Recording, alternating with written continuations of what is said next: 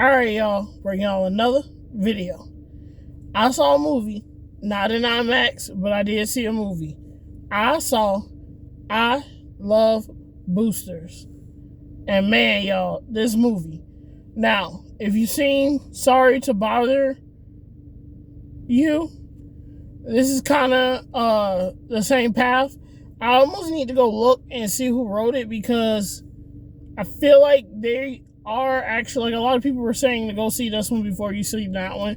But I thought that was just to kind of like, oh, old movies that kind of resembled this and kind of set the same. But these they kind of meshed together, which I found was weird. So I'm going to see if they're actually like really connected or not. One of the main actor and Sorry to Bother You is in this movie as one of the characters, not the main or anything, but yeah. But this movie, y'all, I know a lot of people in this a lot of people reviews and stuff are reviewing this movie bad, and that's because this is one of those movies you go in thinking there's something, and then you watch it, and you're like, oh, this was nothing what I thought it was. So yeah, I can see especially why the way this movie is. But this is a message movie. This is a film, not a movie for entertainment. This is definitely a film that's trying to tell you something. And at the end, the meaning was really good, but that beginning part, it got me in there, yo. It did get me in there. I was ready to watch this movie. But I was just giving it a good watch and trying to like see everything that was happening. And in the beginning, motivation and everything it was doing, it was good.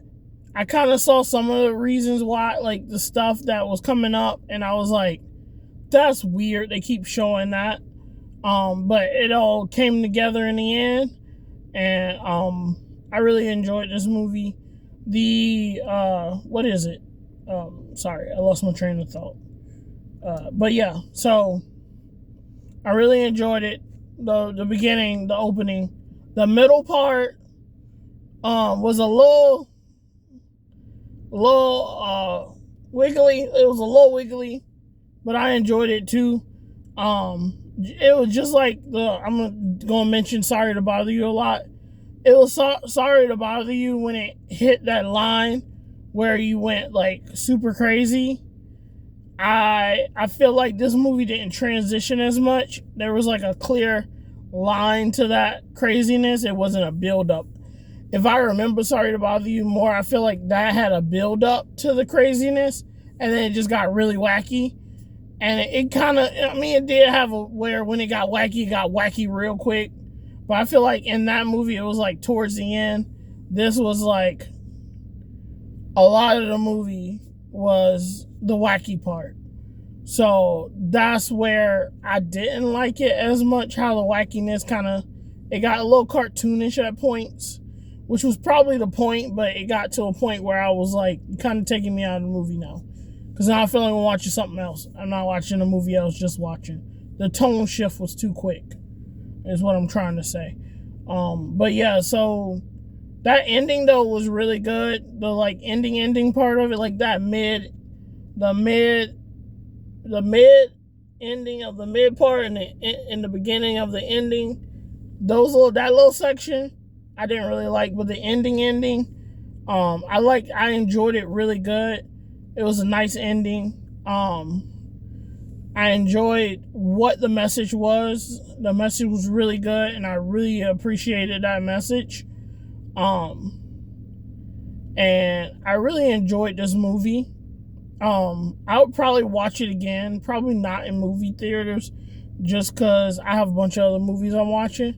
But like, if someone wants to go see it with me in the movies, I'll definitely go again. But I'll definitely watch it at home a couple times. I'm probably gonna watch Sorry to Bother You again. I feel like Sorry to Bother You though had more iconic, like it was more jokey and stuff. This was like more on an emotional level and stuff. But I still enjoyed this movie, and I would recommend seeing it.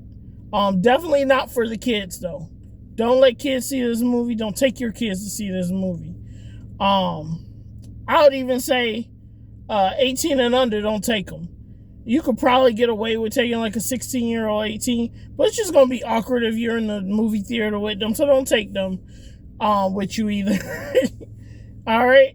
Probably even if you don't to any of your kids, taking them when you go see this movie is probably gonna be awkward. So I wouldn't take kids or your kids to go see this movie. I would say though, like 20s and ups will probably enjoy this movie if they're artsy kind of people.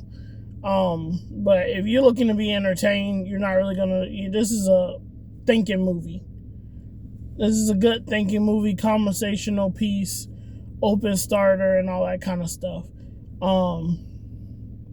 But yeah, maybe something to go see with your work friends. It's kind of, yeah. If you watch the movie, you'll know. But I'm gonna let y'all go on that one. I'll see you in the next one. But that's it for now. Peace.